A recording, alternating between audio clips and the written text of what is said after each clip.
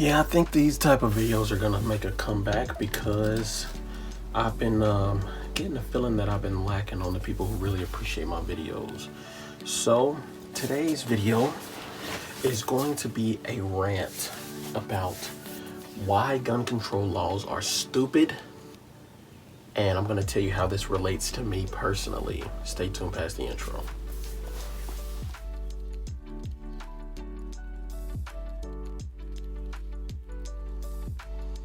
Okay, so this is a double stack 1911, right?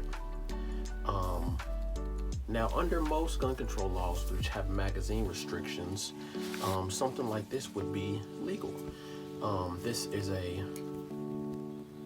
for YouTube's sake, this is a standard capacity magazine, which holds more than 10. But let's say for all intents and purposes, it holds 8, like all normal 1911s do. The single stack 1911s hold 8, right?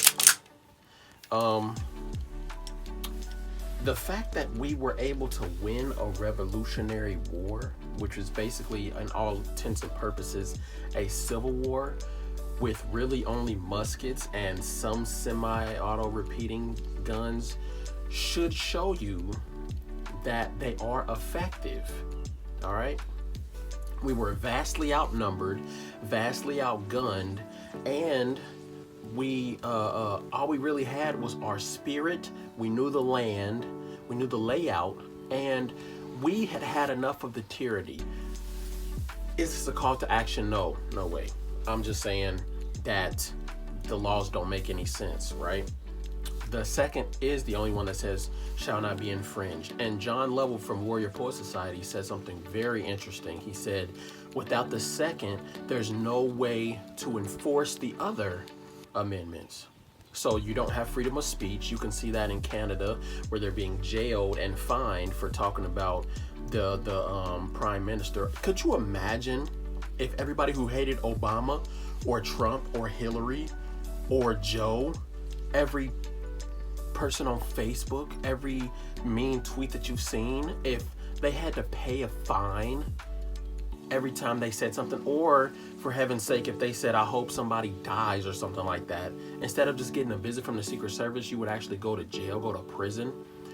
That would be a form of silencing the people, not being able to express your opinion about what you feel and think, which is not what the First or Second Amendment is about. The Second Amendment is basically protecting all your other rights by giving the people the right to protect it. Protect your other rights, pretty much. I hope that makes sense. Now, let me just tell you, I'm in a state that is overall free, right? I'm in Ohio. And I'm not in Columbus, but in Columbus, they have a magazine restriction that basically passed overnight. Nobody really knew about it, didn't make the news, nothing, right? It might have made a couple news outlets, but it wasn't like major news, like nothing in California or nothing like that. So basically snuck under the rug, kind of like how they did during the coup. Now, I'm not saying I'm a conspiracy theorist, but I'm saying, what sense does it make for only in one city, in the big open state of freedom, what sense does it make to pass a magazine restriction in the capital of that state, but everywhere else you're basically free, right after passing constitutional concealed carry? What sense does it make, if you have constitutional concealed carry legal, for you to have a limitation on your magazines? That's like fighting a fight. You say that they can fight, but you have to have your hands tied behind your back. Do the government think that criminals are following the laws? I really want to know this. Like, I really need somebody to tag a congressman or something, because I really need the answers to this. This has been bugging me for a long time. Do these government officials think that, oh, this gun-free sign is gonna stop me? This gun-free zone. Do they not know that all these mass shootings are happening in gun-free zones? They're going away from places that don't have the gun-free sign or have armed security. Just do the research. There have been multiple mass shootings where they wrote in their manifestos where they said they saw a softer target and they went for that instead because they had a gun-free zone sign in front of it. Now, if I want to go a little deeper, I think that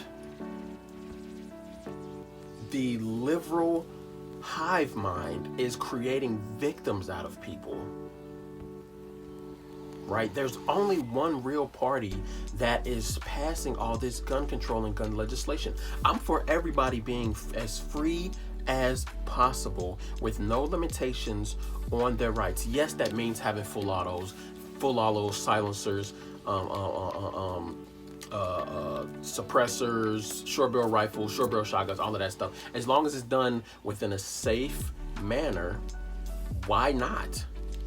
Why would they not want us the civilians, to have the same weapons and arms that the government have? Now, I know people are going to say, well, the context, we don't need it, blah, blah, blah, blah. If we wanted to fight the government, we'd just drop a bomb on F-15s, blah, blah, blah. That may be true, but the gun laws that are in place now are just limiting us. Do they think that if civil war breaks out, that people will follow gun laws? If anything, that'll be an excuse to break every single one of them. That's possible. Not me. I'm a law-abiding citizen. Just saying. But why are we having all these limitations brought upon us when the government officials don't have to follow the gun laws?